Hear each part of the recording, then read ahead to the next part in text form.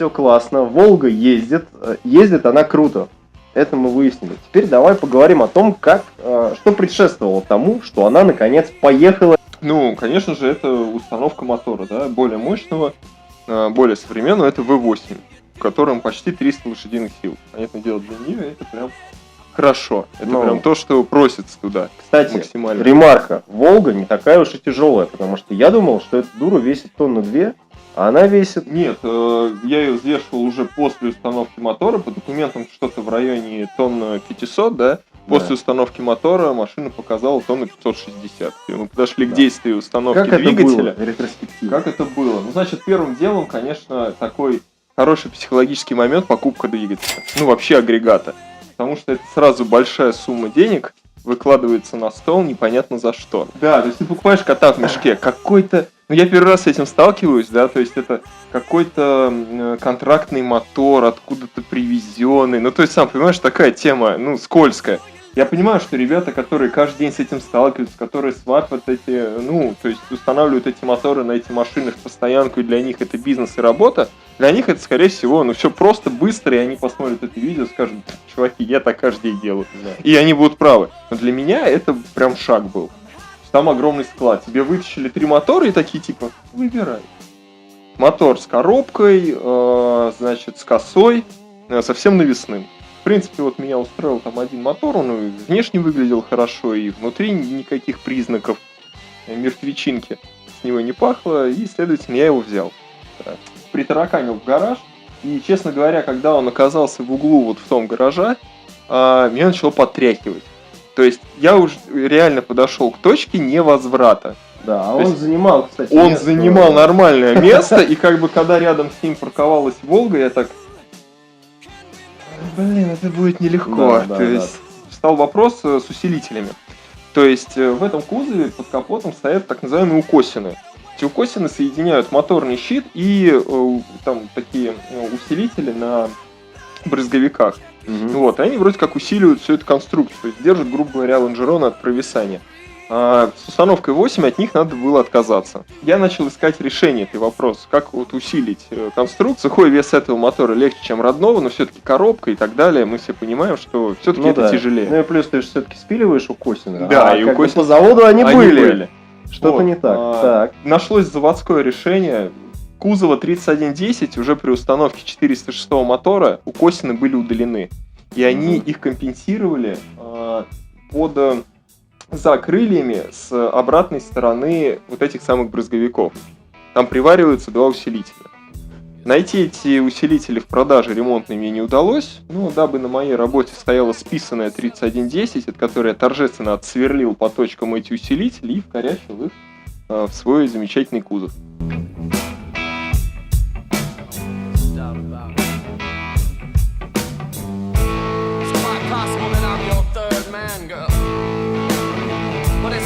That I'm the 7th son.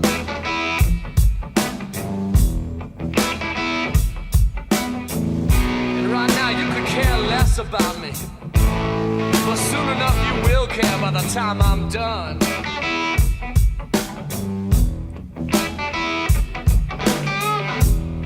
Let's have a ball and a biscuit, sugar, and take our sweet little time about it.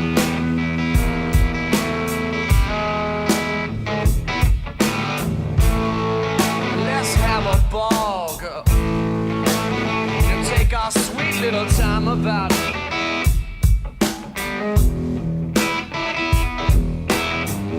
Tell everybody in the place to just get out, and we'll get clean together, and I'll find me a soapbox where I can shout it.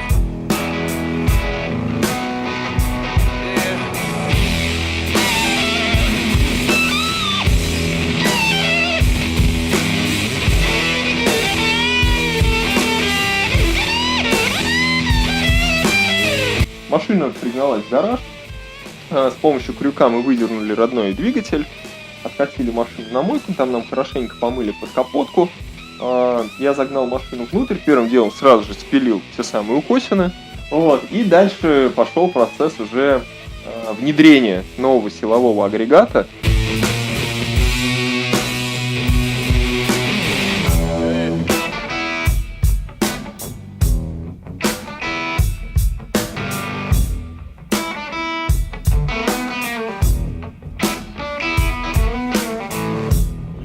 it in the newspaper.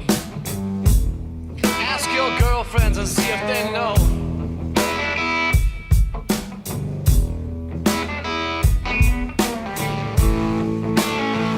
Read it in the newspaper.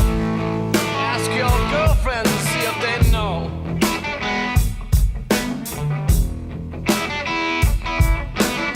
That my strength is tenfold, girl. I'll let you see it if you want to before you go.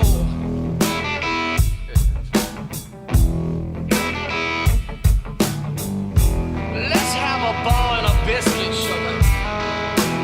Take our sweet little time about it.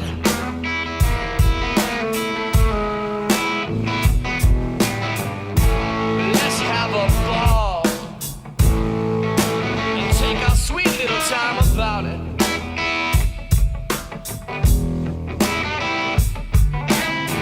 Tell everybody in the place to just get out. We'll get clean together, and I'll find me a soapbox where I can shout it. Yeah, I can think of one or two things to say about it. Listen.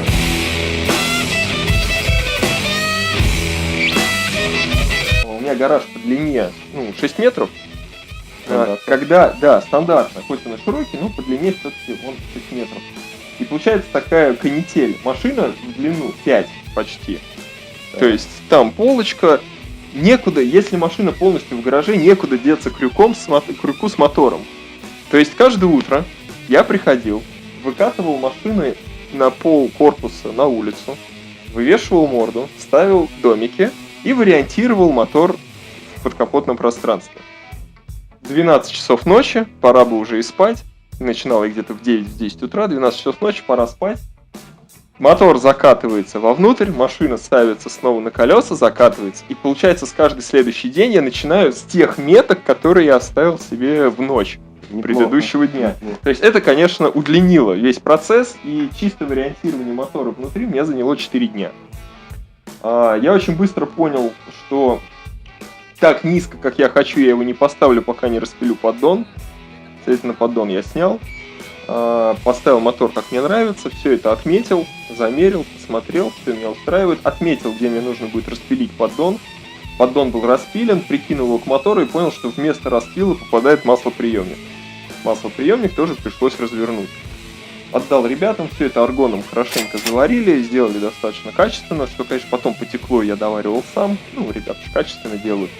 4 дня он там конопатился на брусочках, на веревочках и так далее, и вроде как нашел свое положение. Дальше задачей было изготовить опоры. Сами опоры двигателя брались тойотовские гидроопоры. Следовательно, под них я уже и делал опоры двигателя. Сначала сделал макетки из пластика, пока моторчик висит, все дела, сделал макетки из пластика, примерил, как это все будет. Далее уже по пластику вырезал из стали болванки, прикрутил, часть, нижние части легко было, их там практически не надо было замерять. Нижние части я прикрутил к балке, верхнюю часть, сама ответную, прикрутил к двигателю, поставил двигатель как мне надо, да, повесил, подставил к нему вот эти вот, косины, откосины и так далее, и уже по месту приварил. То есть прикладочки понятно, сделал, далее снял и уже нормально обварил. Понятно. И мотор повесился уже, когда он встал на опорах, как-то, знаешь, вот этот первый этап, казалось бы, он самый сложный, но нет. Он как-то вот уже прошел и вроде как хорошо. Вроде как мотор лежит.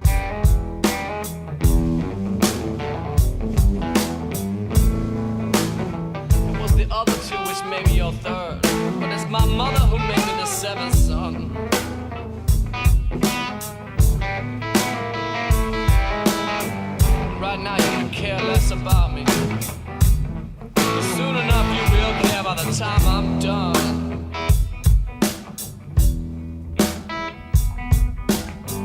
Yeah, you just wait. You stick around. You figure it out. Далее оставалось сделать траверсу. Траверса чуть-чуть не совпадало место крепления траверса на кузове и крепления траверса на коробке. Я не стал уродовать кузов, как-то переносить что-то, я перенес траверсу. То есть изменил форму траверса, за основу взял родную, чуть-чуть ее как бы удлинил, перенес.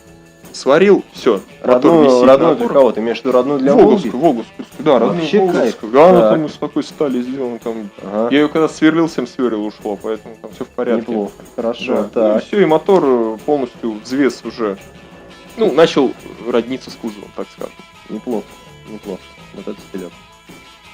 С траверсами, с опорами все понятно, но изначально у Z, надо понимать, все-таки двигатель от немножко другой машины, и там есть немножко другие опции. Соответственно, есть два новых насоса. Насос Гура есть на моторе, и есть на моторе компрессор кондиционера. Что ты решил с ними сделать? То есть, можно было не заморачиваться, можно было ничего не делать, можно было оставить все как есть, чтобы компрессор кондиционера не делал ничего, чтобы компрессор Гура не делал ничего, кроме как выл.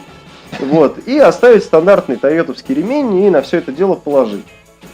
Это не твой вариант. Нет, это не мой вариант. Дело в том, что как раз-таки компрессор кондиционера мешал поставить двигатель так низко, как я хотел.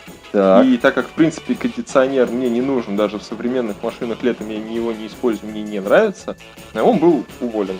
ГУР, извини, Так, значит, давай, ГУР да. остается, потому что мы ставим редуктор от современной Волги, чтобы у нас был ГУР.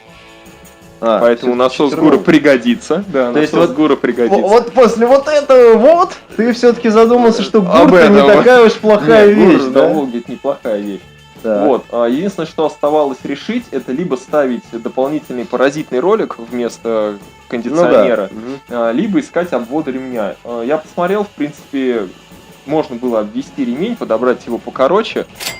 Самое главное в приводном ремне, чтобы охват шкива коленчатого вала был больше, в районе 3/4. Мгм. То есть даже при обводе по новой схеме у меня этот обхват сохранялся. Поэтому я спокойно подобрал по длине, легким способом режется родной ремень напополам, мы его прокладываем как нам надо, отмечаем, замеряем, идем по метражу, покупаем.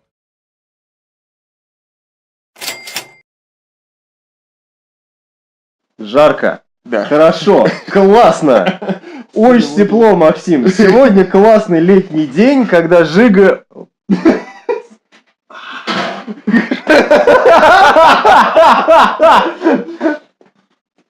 Тебе хоть идет тепло как-то? Нет.